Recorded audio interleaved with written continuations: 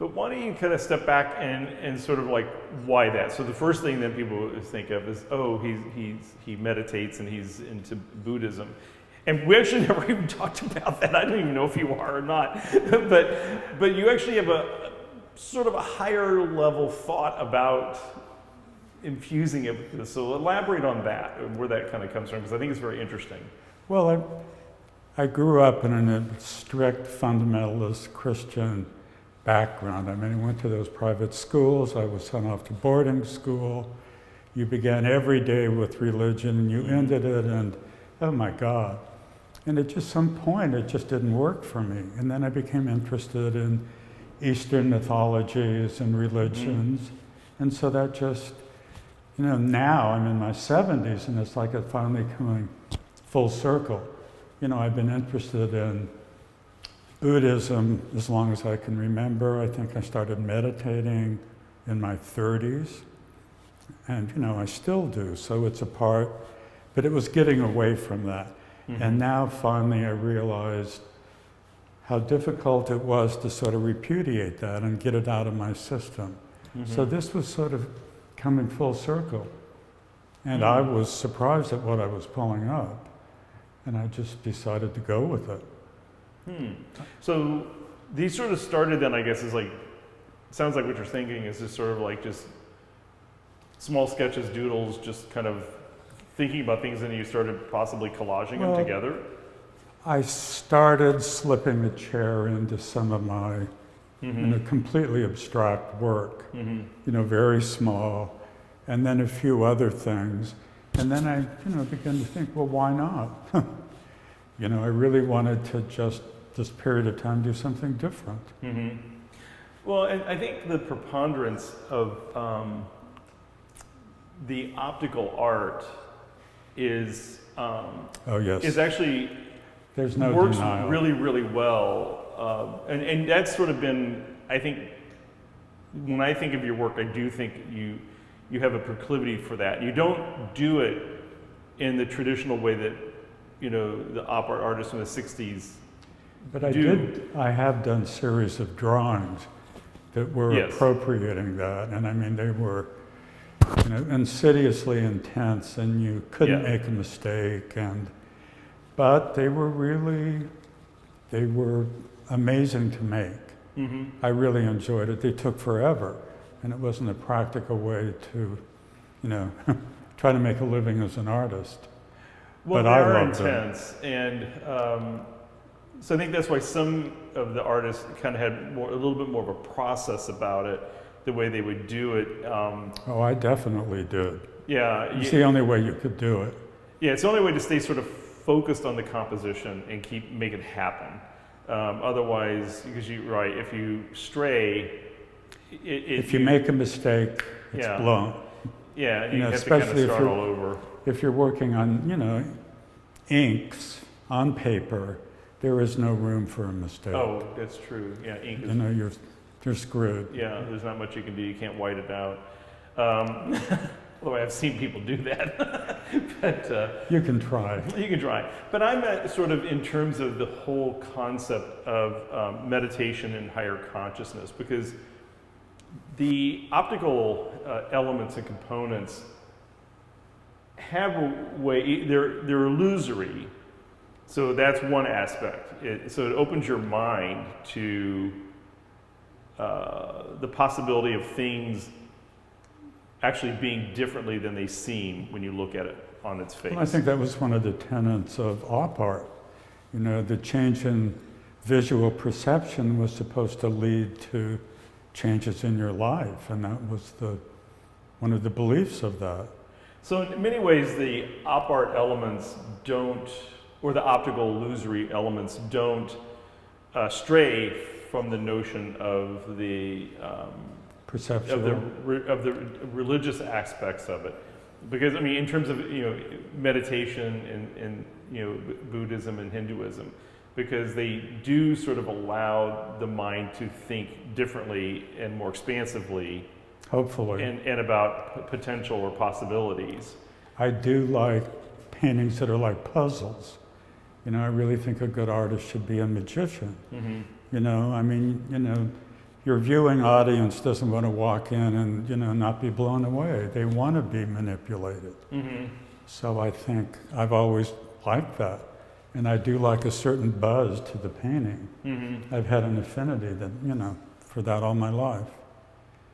But there's some elements too that are really interesting. You in some of it, like this, you said was actually a motif of Lichtenstein. It's a Lichtenstein. Right? Yeah. And it's very specifically, I have a fragment of his. Uh-huh. And I just, it's a long story, but I ended up with this piece of a three-dimensional Lichtenstein.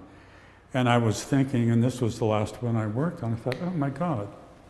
Because I pull Lichtenstein in every now and then. Yeah, I think I've noticed a few others around the more and they are sort of structural like this. Yes. And this one I couldn't really place. That's just a fleur-de-lis. It's pure decoration. Okay, more decorative ornament. And this is the sort of lines that Olli Savonen, by the way, the black and white that he did, that actually finally resolved, is how he resolved. That was the missing part of his paintings, was that introduction of these black and white lines. Yes. That weren't perfect, because what it was is he realized that it's television static. It's not. You want to draw, a lot of the drawings I did, I was playing off of computer illustration.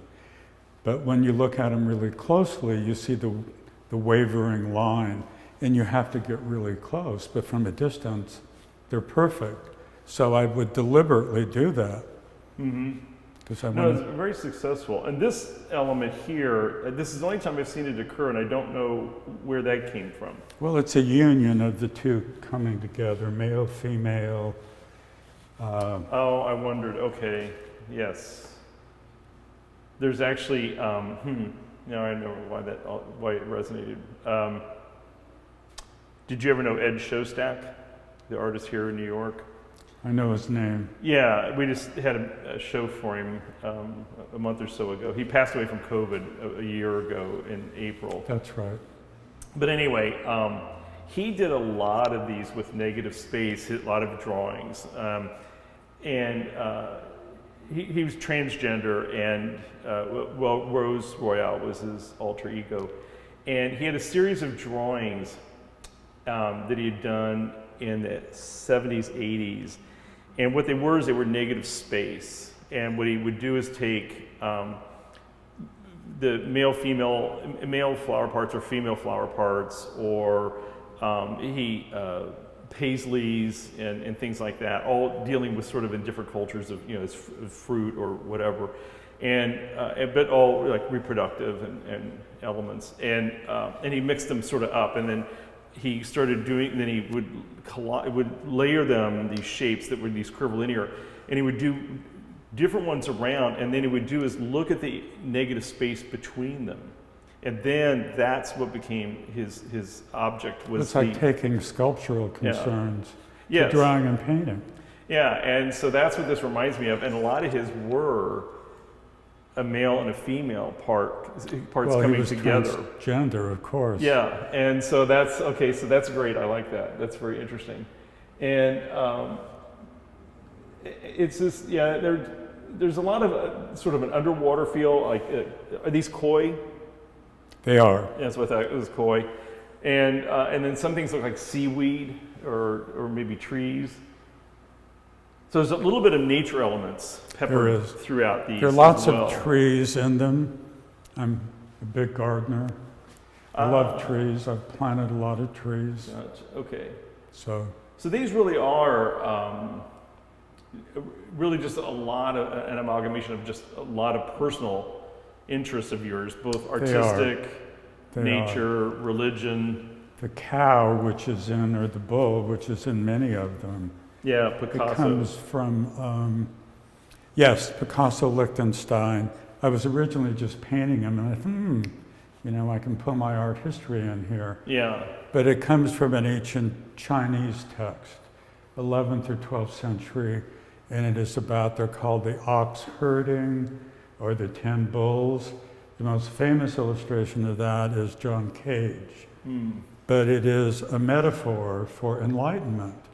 So, the drawings go initially he sees the footprint, and then he sees the bull, and then he catches the bull, and then he tames the bull, and eventually is leading the bull off. So that's the process. So that's why the different bulls in these. I was just trying to make them different out of interest. No, but it echoes that. Yes. Yes, that's the source. The sort of what's Right. we're looking for, the trajectory of that work. And I have a close friend who has the suite of the Lichtensteins where he appropriated Picasso's. You know, if you've ever seen those, it goes from the realistic bull and then it gradually becomes more cubist. Yes. So there's this huge wall of these, and I'm frequently there, and I was always looking at them and loved them. So, What museum is that in? or is this she somebody's collection? It was a suite on Gemini GEL in LA. Oh, you mentioned it, yes. Right, Lichtenstein would come out and work there. I mean, it's Gotcha. one of the great Yeah. presses. And I actually met him there once. He was charming. Yeah, Motherwell and a lot of people Yeah. have done big projects there. So, well, why don't we move to another pair of paintings, because there's a couple over here that have a lot of other Yes. interesting things in them, and we'll come back to this on that Okay. side. Sure.